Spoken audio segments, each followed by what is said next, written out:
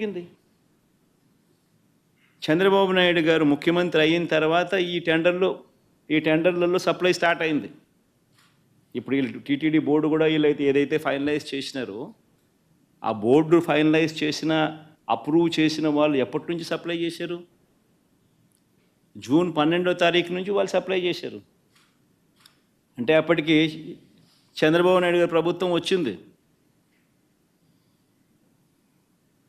వచ్చిన తర్వాత ఈ సప్లైలు మొదలయ్యాయి.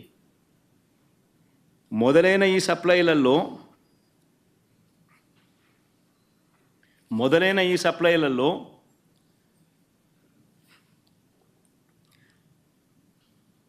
జూన్ 12, జూన్ 21, జూన్ 25, జూలై 4న వచ్చిన ట్యాంకర్లన్నీ టెస్టులలో పాస్ అయి ముందుకు కదిలాయి, లడ్లలో ఉపయోగించారు.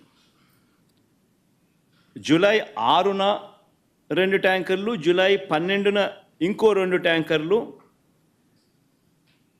రావడము, ఈ 4 ట్యాంకర్లలో ఏదైతే వచ్చాయో అవి టెస్టులు ఫెయిల్ అయినాయి. ఈ టెస్టులు ఫెయిల్ అయితే మామూలుగా వెనక్కి పంపించే కార్యక్రమం జరిగింది. ఈ టెస్టులు ఫెయిల్ అయినప్పుడు ఈ 3 టెస్టులు చేసిన తర్వాత వెనక్కి పంపించేదానికి పక్కన పెట్టేసి మామూలుగా CFTRI central food technological research institute మైసూరుకు పంపిస్తారు. డౌట్లు ఇంకా ఫర్దర్గా ఏమైనా ఒక్కొక్కసారి ర్యాండమ్గా కూడా పంపిస్తూ ఉంటారు. ఫర్దర్గా ఏదైనా వెరిఫై చేసేదానికేనే కదా. కానీ ఇక్కడ మాత్రం గుజరాత్కు పంపించారు NDDB. ఫస్ట్ టైం టీటీడీలో జరిగిన ఘటన ఇది.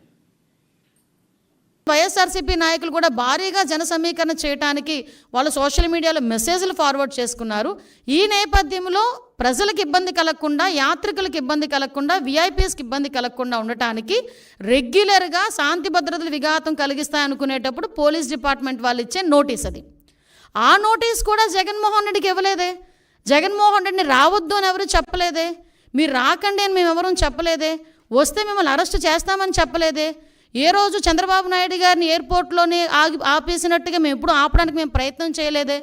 నిజంగా జగన్మోహన్ రెడ్డి గారిని ఆపాలనుకుంటే ఆయన ఇంత ధైర్యంగా ఈ సెంట్రల్ జైలు విజిట్లు చేసేవాడు ఆయన? ఎంతమంది సెంట్రల్ జైల్లో ఉంటే విజిట్లు చేశాడు ఆయన? మేము ఎప్పుడైనా ఆపామా? అంటే విషయం ఏంటంటే మేము ప్రజాస్వామ్యబద్ధంగా ముందుకెళ్తున్నప్పుడు మా మీద బురద చల్లటానికి పోలీస్ నోటీసులు నాకు ఇచ్చారు అని చెప్పి నిన్న అతనికి వెళ్ళడానికి ఫస్ట్ ఆఫ్ ఆల్ అతనికి వెళ్ళడానికి ఇష్టం లేదు తిరుమల తిరుపతి దేవస్థానానికి. దట్టు డిక్లరేషన్ ఇచ్చి వెళ్ళడానికి అసలు ఇష్టం లేదు. మళ్ళీ నేను నొక్కి పెడుతున్నా, డిక్లరేషన్ వన్స్ ఇచ్చి కనుక ఆయన టెంపుల్లోకి వెళ్తే వాళ్ళ ఇంట్లో తల్లికి చెల్లికి బట్టిన గతి అతనికి పడతాదేమో అన్న ఉద్దేశంతో అతను వెళ్ళడం మానేశాడు. ఆ మర్మం ఏంటో మీరే గ్రహించండి.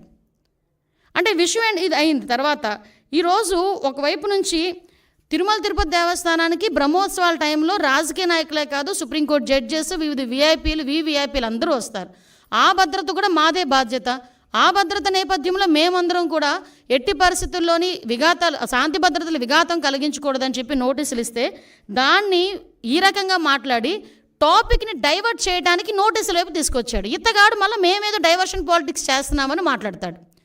అది ఇప్పటికీ కూడా మేము స్టాండ్ అయి ఉన్నాం. కల్తీ నెయ్యి ఉంది. కల్తీ నెయ్యి అయితే లడ్డూ ప్రసాదంలోని కల్తీ నెయ్యి చేర్చారు. కల్తీ నెయ్యితో ప్రసాదం తయారు చేయబడింది.